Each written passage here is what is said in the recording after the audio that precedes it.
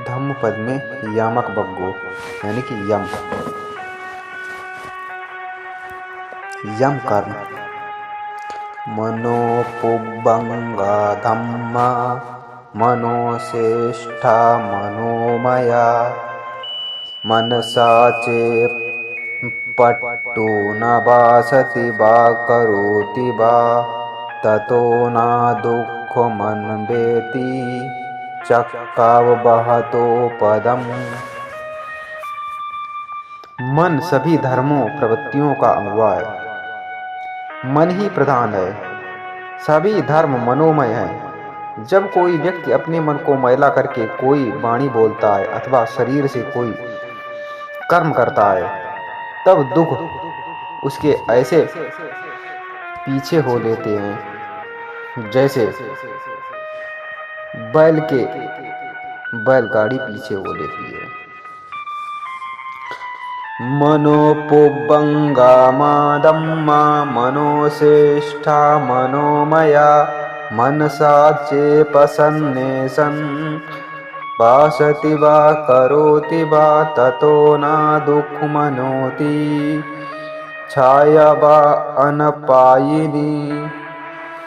मन सभी धर्मों प्रवृत्तियों का अगुआ है। मन ही प्रधान है। सभी धर्म मनोमय हैं। जब कोई व्यक्ति अपने मन को उजला रहकर कोई वाणी बोलता है अथवा कर्म करता है शरीर से, तब सुख उसके ऐसे पीछे हो लेते हैं जैसे कि कभी संग न छोड़ने वाली छाया संग संग चलने लगती है।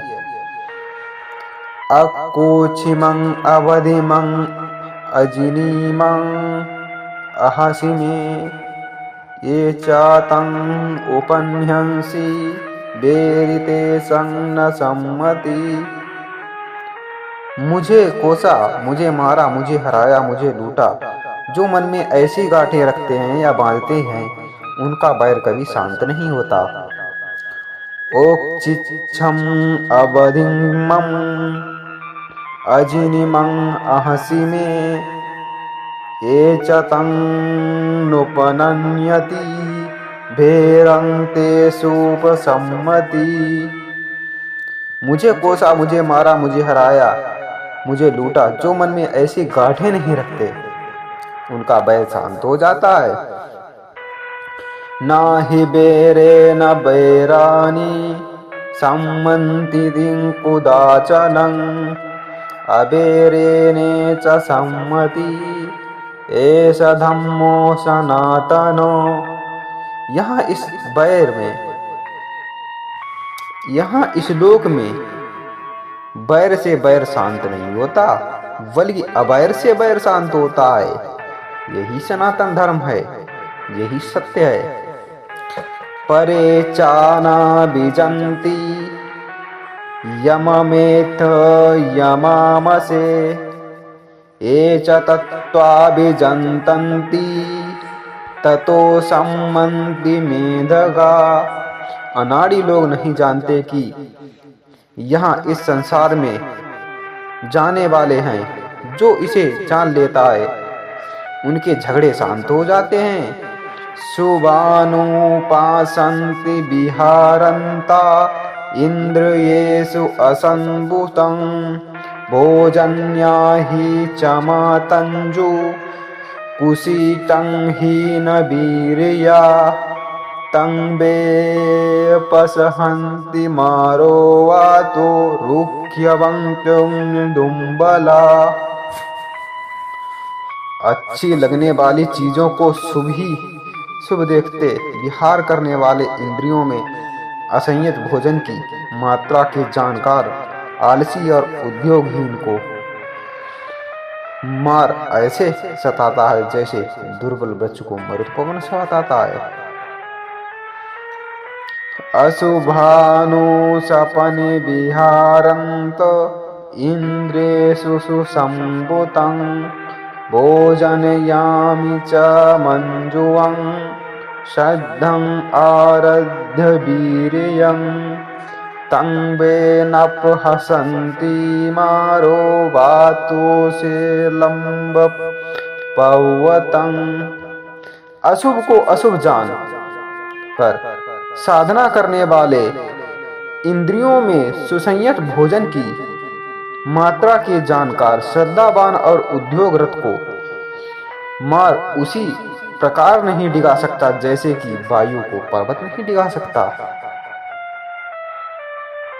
वायु को नहीं, पर्वत को वायु नहीं डिगा सकती। चाहे कितनी भी तेज वायु आए उस पर्वत में टकराए, पर्वत ज्यों का त्यों स्थिर रहता है। उसी प्रकार इंद्रियों में जो व्यक्ति सुसंयत है और भोजन का सही मात्रा का जानकार है, श्रद्धावान है, उद्योगरत है, उसको किसी भी प्रकार की मार नहीं सता सकती, जैसे कि पर्वत को वायु नहीं ला सकती।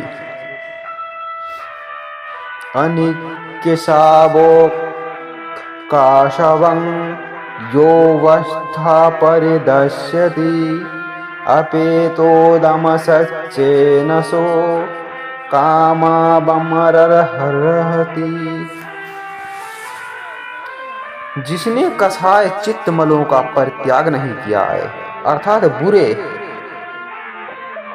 कर्मों को चित्त से परित्याग नहीं किया है, कि यह है पर कसाय वस्त्र धारण किए हुए हैं, लेकिन वो कसाय अर्थात धर्म के वस्त्र, जैसे पीले भगवा आदि वस्त्र, सफेद साधु संत जनों का वस्त्र धारण किया हुआ है, वह संयम और सत्य से परे है। वह कसाय वस्त्र धारण करने का अधिकारी नहीं है। वह संयम और सत्य से परे है, अर्थात जिसमें संयम नहीं है, सत्यता नहीं है, वह उससे बाहर है, वह कसाय वस्त्र धारण करने का अधिकारी नहीं, अर्थात धर्म का वस्त्र, जैसे पीला भगवा या श्वेत जो भी वस्त्र धर्म के नाम पर पहने जाते हैं, उनको पहनने का अधिकारी नहीं है, क्योंकि वो अपने आप में संयत नहीं है, संयम नहीं है, सत्यवादी नहीं है। उसने चित्त अपने अंदर के गंदगी मलों, बुरे विचारों, बुरे कर्मों को नहीं त्यागा हुआ है, इसीलिए वो पहनने के योग्य नहीं है। यो च बंतक सावसा शीलेषु सुसमाहितो उपेतोदमसच्चेन शावेकाकसावरं हति।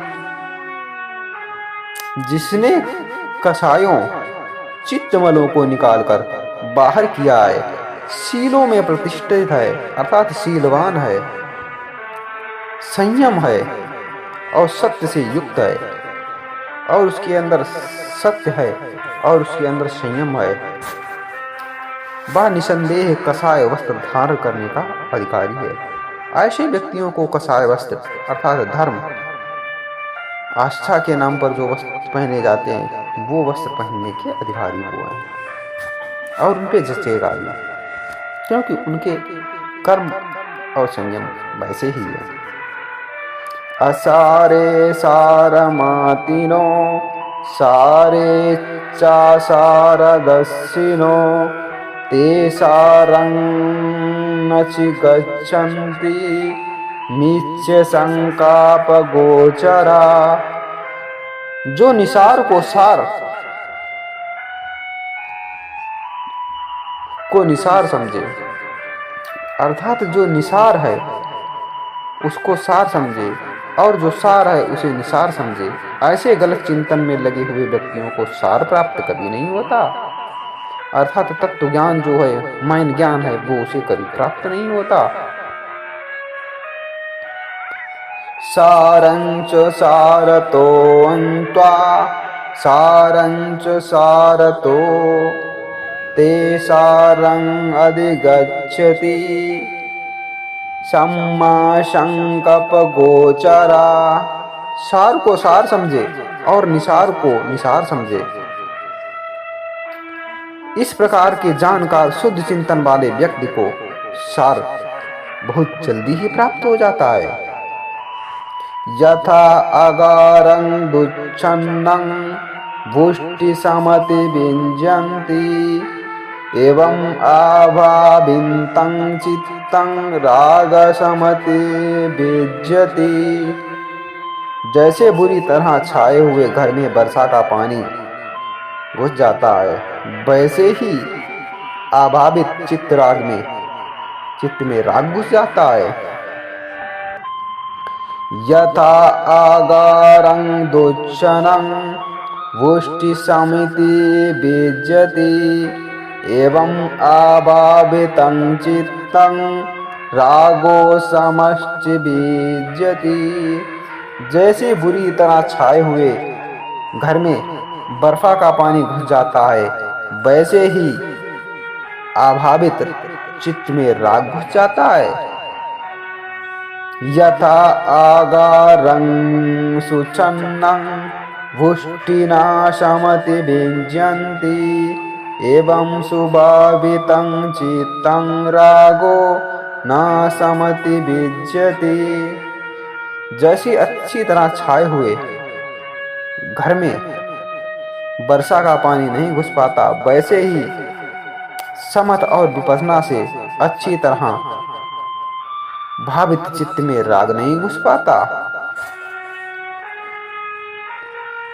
ईद सोचति पेच सोचति पापकारे उबध्य सोचति सोचति सो विहंजन्ति दिस्वा काम की लिंटनो। यहाँ इस लोक में शोक करता है, मरणोपरांत परलोक में शोक करता है। पाप करने वाला व्यक्ति दोनों जगह शोक करता है और वह अपने पाप कर्मों की मलिनता देखकर शोक संपन्न हो जाता है और संतापित होता है। प्रत्येक जगह, चाहे इस लोक हो चाहे परलोक हो, प्रत्येक जगह संतापित होता और दुखी होता रहता है। इद मोदति पेच मोदिति कतपुञ्जो उभयश्च मोदति सोमोदति सुपमोदति दिस्वाकं विन्तु शुद्धमतनो। यहाँ इस लोक में प्रसन्न होता है जो पुण्यात्मा है, सही कर्म करने वाला है, वह इस लोक में भी प्रसन्न होता है और मरणोपरांत परलोक में भी प्रसन्न होता है। और पुण्य किया हुआ व्यक्ति दोनों जगह प्रसन्न होता है। वह अपने कर्मों की शुद्धता, पुण्य की संपत्ति को देखकर मुदित होता है, अर्थात प्रसन्न होता है, खुशी होता है और प्रमुदित होता है। इस तप्ति इद तप्ति पेच तप्ति पापकारे उभस्ते तप्ति पाप में कतत्ति तप्ति भियो तप्ति दुगतिं गतो। यहाँ इस लोक में तप्त होता है, प्राण छोड़कर परलोक में संतृप्त होता है। पापकारी दोनों जगह संतृप्त होता है। मैंने पाप किया है इस चिंतन में संतृप्त होता है और दुर्गति को प्राप्त होकर और भी अधिक संतृप्त होता है। अर्थात यहाँ कहा गया है जो पाप करने वाला है, दुष्कर्म करने वाला है, बुरी सोच वाला है, वह व्यक्ति इस लोक में संतृप्त होता है अर्थात दुखी होता है और प्राण छोड़ने के बाद परलोक में जब जाता है तो वहां भी दुखी और संतृप्त होता है। वह दोनों जगह संतृप्त होता है, इस लोक और परलोक में। और वह पाप को, जो उसने पाप कर्म किया है, उसका चिंतन करके कि मैंने यह कार्य किया, इसका कभी न कभी तो विपाक होगा, इसका तो हमें फल मिलेगा, इस चिंतन में उसकी और भी दुर्गति होती है और भी संतृप्त होता है, दुखित होता है, बार बार दुखित होता है और दुर्गति को प्राप्त होता है। इद नंदति पेच नंदति कतपुंजो उभयश्च नंदति पुंज में कत निंदति बीजो नंदति सुगंति गतो। और जो सही कर्म करने वाला है यहाँ इस लोक में भी आनंदित होता है, प्राण छोड़कर परलोक में भी आनंदित होता है, पुण्यकारी दोनों जगह आनंदित होता है। मैंने पुण्य किया है इस चिंतन में आनंदित होता है और सुगति को प्राप्त होने पर और भी अधिक आनंदित होता है। जब वो उसने जो पुण्य कर्म किए हैं, जब कोई व्यक्ति पुण्य कर्म करता है तो उसके अंदर शांति होती है कि मैंने किसी को सताया नहीं है, किसी को दुखित नहीं किया है, इस बात से वो इस पृथ्वी पर भी संतुष्ट होता है और परलोक या कहीं भी जाता है वो या उसकी आत्मा तो उन पुण्य कर्मों को याद करके सोचकर वो पुण्यकारी आत्मा वहां भी सुखी और संतुष्ट होता है।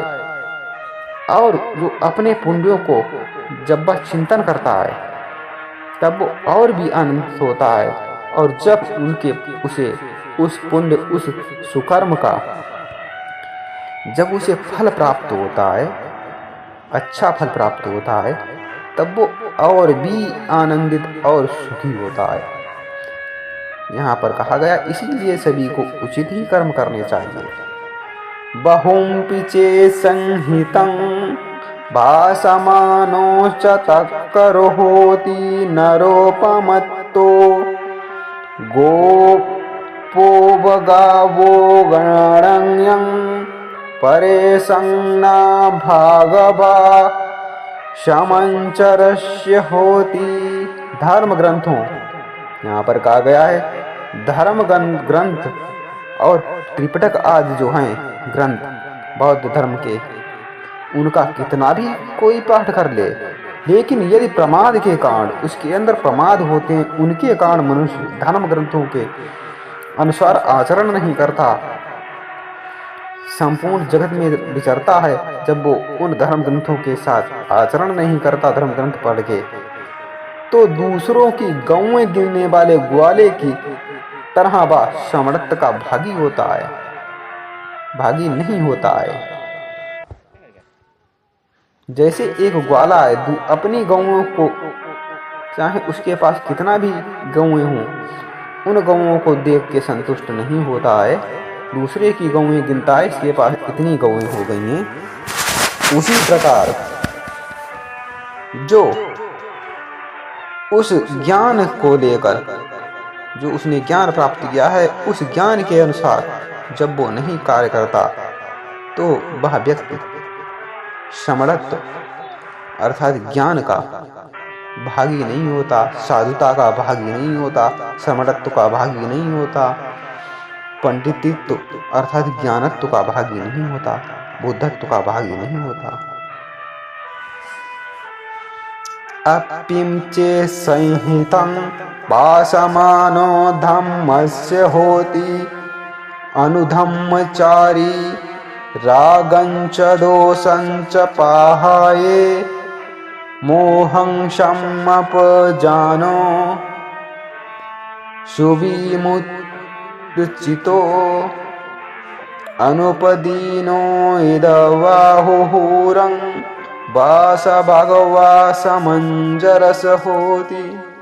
धर्म ग्रंथ का भले थोड़ा ही पाठ करें, यहाँ पर कहा गया है धर्म ग्रंथ का चाहे थोड़ा ही पाठ करें, लेकिन यदि व्यक्ति धर्म के अनुकूल आचरण करने वाला होता है तो राग द्वेष मोह को त्याग कर संप्रज्ञानी अर्थात प्रज्ञा वाला ज्ञानी बन जाता है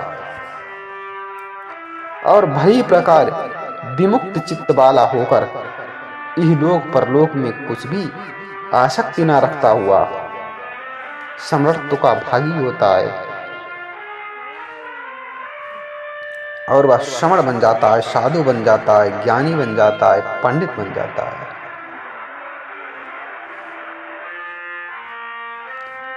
यमक बग्गो यह पाठ पूर्ण हुआ।